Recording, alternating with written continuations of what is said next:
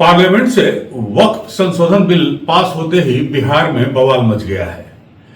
जी हां, मुख्यमंत्री नीतीश कुमार की पार्टी जेडीयू के कई मुस्लिम नेता जेडीयू के इस रुख से नाराज होकर इस्तीफा देना शुरू कर दिया है। अब तक जो सूचना आ रही है उसके मुताबिक आधा दर्जन से ज्यादा मुस्लिम नेताओं ने इस्तीफे दे दिए हैं। आज दिन भर पटना में गहमागहमी का दौर रहा। जेडीयू अब इन इस्तीफों से घबराई डैमेज कंट्रोल में जुट गई है।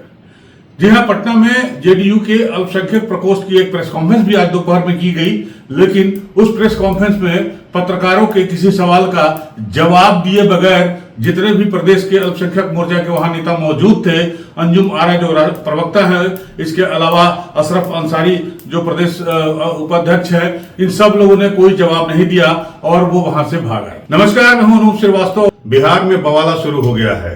क्या जेडीयू टूट जाएगी? क्या वक्फ बिल जो है वो नीतीश कुमार को उस रास्ते पर ले जाएगा जहां से उनके पतन की शुरुआत हो जाएगी? बहुत सारे सवाल हैं। इन सवालों के जवाब आज दोपहर में जो जेडीयू का अल्पसंख्यक प्रकोष्ठ था उसके प्रेस कॉन्फ्रेंस में मिलने थे, लेकिन वो नहीं मिले। बताया जा रहा है कि पार्टी का शीर्ष नेतृत्व अब डैमेज कंट्रोल में जुट गया है। जी हां, लोगों को मनाया जा रहा है, मुस्लिम नेताओं को मनाया जा रहा है और यह कहा जा रहा है कि जिन लोगों ने पार्टी छोड़ने की बात कही है या इस्तीफा देने की बात कही जा रही है, जिनके वो लोग कभी पार्टी में सदस्य हुआ करते थे या छोटे मोटे पदाधिकारी हुआ करते थे। लेकिन हमारे पास जो सूचना है उसके मुताबिक तकरीबन आधा दर्जन नेताओं ने, जिसमें प्रदेश के सचिव भी शामिल हैं, शाहनवाज, उन्होंने भी इस्तीफा दे दिया है। जो हमारी बात हुई अल्पसंख्यक प्रकोष्ठ के नेताओं से, जिन लोगों ने इस्तीफा दिया है, उनका यह कहना है कि अब वो सड़कों पर आंदोलन करेंगे। सबसे बड़ी बात, जो चौंकाने वाली बात हमें पता चली है, वो ये पता चली है कि इन नेताओं को, यहां तक कि जेडीयू के कई बिहार के शीर्ष नेताओं को भी नहीं पता था कि आखिरी वक्त तक पार्टी इस बिल पर क्या रुख अपनाएगी। हालांकि पार्टी की प्रवक्ता अंजुम आरा का कहना है कि जेपीसी जो बनी थी वक्फ बोर्ड संशोधन बिल के लिए, उसमें उनके सांसद दिलेश्वर कामत भी शामिल हुए थे और पार्टी ने 5 सुझाव दिए थे जेपीसी को और वो सभी सुझाव मान लिए गए हैं। और नीतीश कुमार शुरू से लेकर आज तक बिना भेदभाव के उन्होंने अकलियत के लिए दिल खोलकर काम किया है। हालांकि इस प्रेस कॉन्फ्रेंस में मौजूद अंजुम आरा और उनके साथ अशरफ अंसारी सहित गुलाम गौस वगैरह सब लोग मौजूद थे जो एमएलसी हैं, लेकिन किसी ने पत्रकारों के सवालों का जवाब नहीं दिया। इसी से आप अंदाजा लगा सकते हैं कि जेडीयू में कितनी भारी उठापटक चल रही है और कहीं वक्फ संशोधन बिल का समर्थन करना जेडीयू के लिए, खासकर नीतीश कुमार के लिए भारी न पड़ जाए। तेजस्वी यादव का कहना है कि इस बिल को पास करा के बीजेपी ने अपना वर्चस्व दिखाना शुरू कर दिया है। बीजेपी का इतिहास है कि बीजेपी का जिस पार्टी से के साथ गठबंधन होता है, बीजेपी उसी पार्टी को खा जाती है और वक्फ संशोधन बिल जो है वो इसी के रूप में देखा जा रहा है। नीतीश कुमार को छोड़कर जेडीयू के जितने भी बड़े नेता हैं वो सब भाजपा से मिल गए हैं, ये कहना है तेजस्वी यादव का। और तेजस्वी यादव ने एक और बड़ी बात कही। उन्होंने कहा कि जब उनकी पार्टी सत्ता में आती है बिहार में तो वो इस बिल को कूड़ेदान में फेंक देंगे। हमारी सरकार आने पर किसी भी कीमत पे इस बिल को हम लोग बिहार में लागू नहीं होंगे, किसी भी कीमत पे कूड़ेदान में ये बिल को फेंका जाएगा। हमारी सरकार जब बढ़ेगी।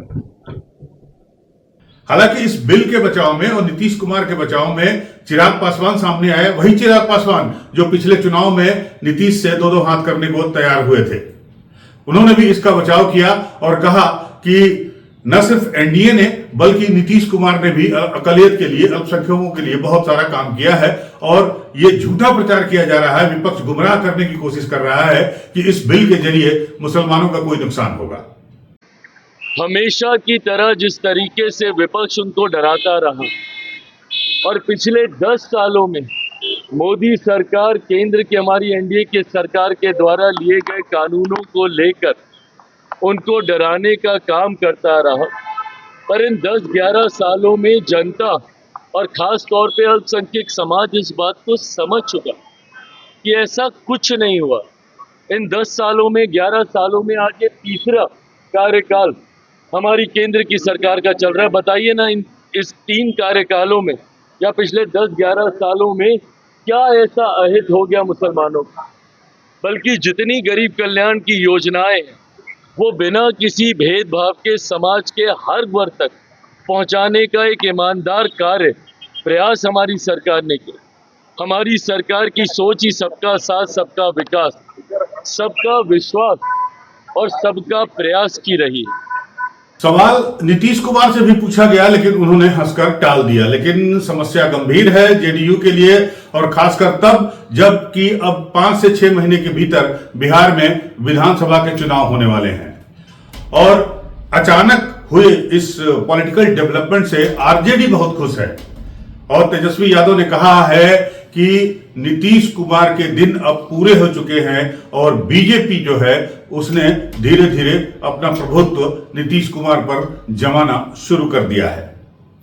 अब सवाल यह उठता है कि नीतीश कुमार क्या करेंगे। गौरतलब है कि नीतीश कुमार के पास बिहार में 13 से लेकर 14% तक का वोट बैंक है, और उस वोट बैंक में मुस्लिम वोट भी शामिल है। वक्फ बिल की नाराजगी के चलते, वक्फ बिल के समर्थन करने के कारण पार्टी से नाराजगी के चलते मुस्लिमों का दूर होना जेडीयू के लिए भारी पड़ सकता है। जी हां, वही जेडीयू जिसने पिछले चुनाव में सिर्फ 43 सीट हासिल किए थे और तीसरे नंबर पर रही थी। इस बार भी अगर ऐसा हुआ तो यह निश्चित है कि नीतीश कुमार के लिए मुख्यमंत्री पद की शपथ लेने की बात बहुत मुश्किल साबित होने वाली है, और यही कारण है कि जेडीयू घबराई हुई है।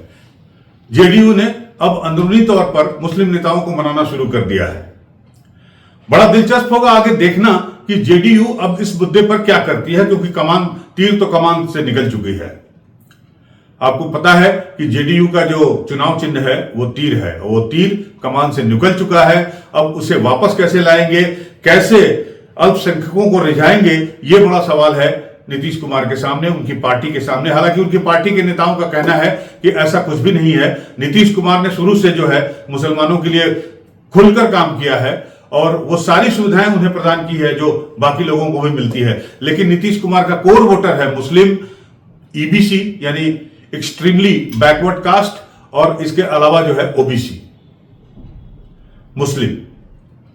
तो अगर मुस्लिम वोट जेडीयू से छिटका है, जिसको कि दिखाई दे रहा है, और जो जिन लोगों से हमारी बात हुई है उनका यह कहना है कि वो सड़कों पर आएंगे, बावजूद इसके कि मामला असदुद्दीन ओवैसी और कांग्रेस के नेताओं ने जो है इसको सुप्रीम कोर्ट में ले गए हैं, और सुप्रीम कोर्ट में उन्होंने गुहार लगाई है इस पर विचार करने के लिए। बावजूद इसके वहां बिहार के जो नेता हैं जिन्होंने इस्तीफा दिया है या जो नाराज हैं, उनका यह कहना है कि वो सड़कों पर उतरेंगे, आंदोलन करेंगे। हालांकि नीतीश के लिए अच्छी बात एक ये भी है कि इन नेताओं का यह भी कहना है कि फिलहाल अभी वो किसी मंच पर ज्वाइन नहीं जाएंगे, किसी राजनीतिक पार्टी को नहीं ज्वाइन करेंगे। उनका विरोध जो होगा वो अलग होगा, एक साथ होगा, और सारे जिलों में होगा। साथ ही साथ खतरा इस बात का भी है नीतीश कुमार के लिए कि अभी ये शुरुआत हुई है, और इनका कहना है कि धीरे धीरे आने वाले दिनों में तमाम जिलों के जो अल्पसंख्यक प्रकोष्ठ के मुस्लिम नेता है, अल्पसंख्यक नेता है, वो पार्टी छोड़ेंगे, इस्तीफा देंगे, अपना विरोध जाहिर करेंगे, लोकतांत्रिक तरीके से सड़कों पर उतरेंगे, और बिल के साथ साथ नीतीश कुमार के इस कदम का भी विरोध करेंगे। जाहिर है नीतीश की राहें अब काफी मुश्किल हो रही हैं। ये देखना बड़ा दिलचस्प होगा कि नीतीश कुमार किस तरह इसका डैमेज कंट्रोल करते हैं। क्या वो बीजेपी के रास्ते जाएंगे, या उनकी जो एक विचारधारा जो शुरू से चली आ रही है, एक सेकुलरिज्म की विचारधारा जो उनकी बनी हुई है, एक सेकुलर नेता के तौर पर पहचाने जाते हैं बिहार में नीतीश कुमार, क्या वो उस विचारधारा से दूर हो रहे हैं? जैसा कि पप्पू यादव ने आरोप लगाया कि इस बिल का समर्थन करके नीतीश कुमार, जो अब इकलौते इक्का दुक्का ऐसे नेता हैं जो कि सेकुलर दिखाई देते हैं, उस इमेज को उन्होंने तोड़ दिया है। तो नीतीश कुमार की सेकुलर इमेज किस तरह से बरकरार रहती है, क्या मुस्लिम वोट बैंक, जो कि एक बहुत ही प्रभावशाली तबका है बिहार में, अगर वोट बैंक के तौर पर बात की जाए, वो उनके साथ जुड़ेगा, एक बार फिर से जुड़ पाएंगे वो अपने इसमें उनको सफलता मिलेगी उनको दोबारा अपने साथ जोड़ने की? ये देखना बड़ा दिलचस्प होगा और इसमें बनी रहेगी हमारी नजर। आप भी हमारे साथ बने रहिए। मिलते हैं आपसे अगले वीडियो में, तब तक के लिए नमस्कार, जय हिंद।